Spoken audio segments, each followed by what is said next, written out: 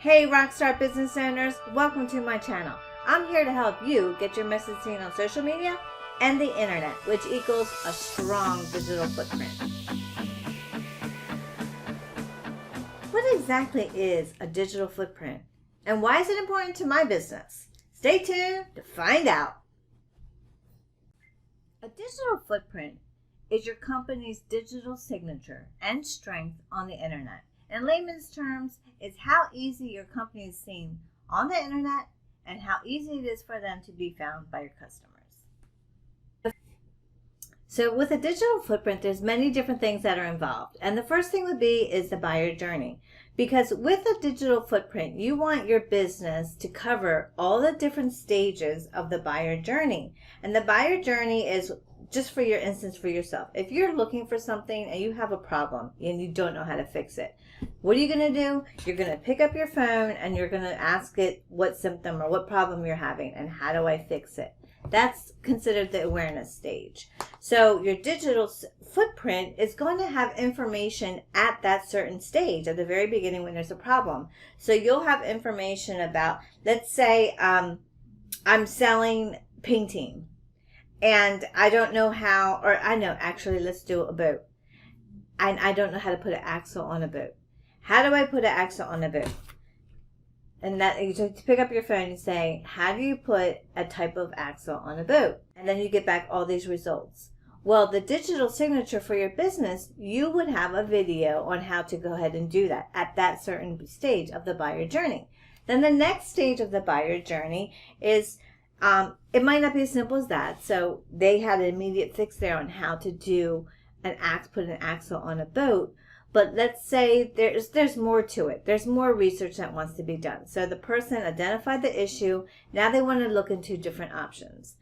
So that would be the consideration stage. And for your digital footprint, you would then again have information at this stage that they would find out about. There's several different types of content that you can put out there to meet the need of this buyer journey at this stage. And then the last stage of the buyer journey is the decision stage. They're going to decide, okay, I know what my problem is. I know what I want to do. Now let's compare. Or is someone closer? And again, your digital footprint would have this type of information for this customer at this certain stage. So that is a part of the digital footprint. You have your buyer journey. And then the next thing is, how do you make a digital footprint? How do you create one? Well, the first thing that you want to do is you want to create a budget.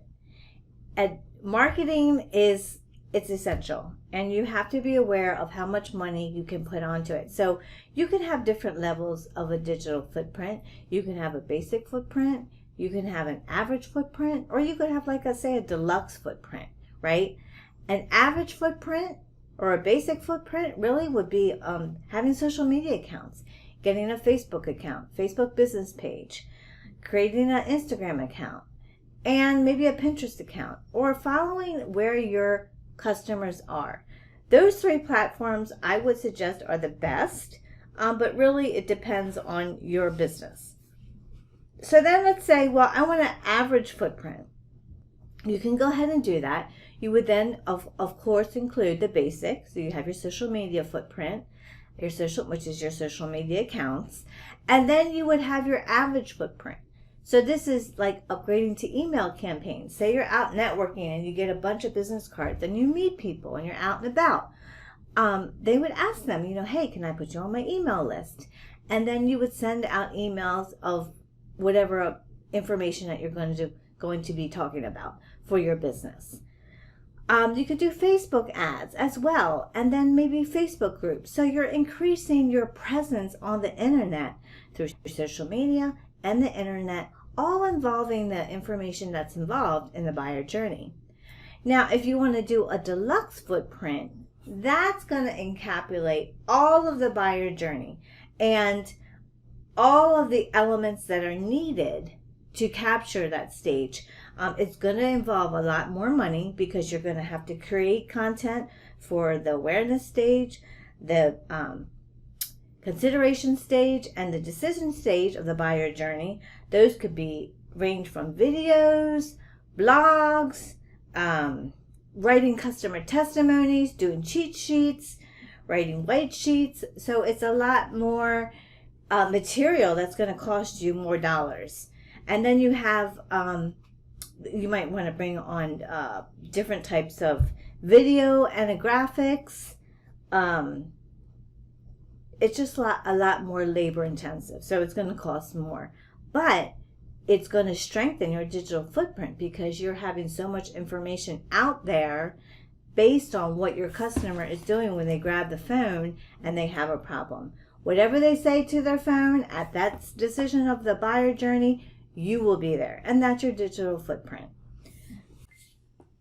So a lot of clients ask me, what is the cost for a digital footprint? The cost is going to be your time and the tools. Marketing takes time, and if you have a basic digital footprint, as I talked about earlier, which would just be having social media accounts, that's going to cost you your time because you have to figure out, what are you going to post about? What are you going to write about? How is that graphic going to look for that social media post? Can you be consistent? That takes time too. How do you do hashtags? What is your strategy? What are you going to post about every day? It has to then again fall in line with your buyer journey or also what's going on. But you need to put time together to develop that type of information. So that's labor intensive, right? So do you have the time to do an effective digital footprint on your own? And the answer could be yes. Yes, Anna, I have the time to do that. Currently, right now, we can't go out. That's great. That's fine. But then you got to, again, put together a strategy. So it's your time and the tools. So why go digital? The most common action a person takes when they have a problem is they go ahead and type something in the keyboard, or they grab their phone and ask it what their problem is and they want a solution. So if your customer is doing that, then you want to have your information out there providing the answers that they asked. It could be at any part of the stage. But that's why a digital footprint is essential for your business, because everybody today, to solve a problem, they're going to go on the internet and find the answer. And your information will be there.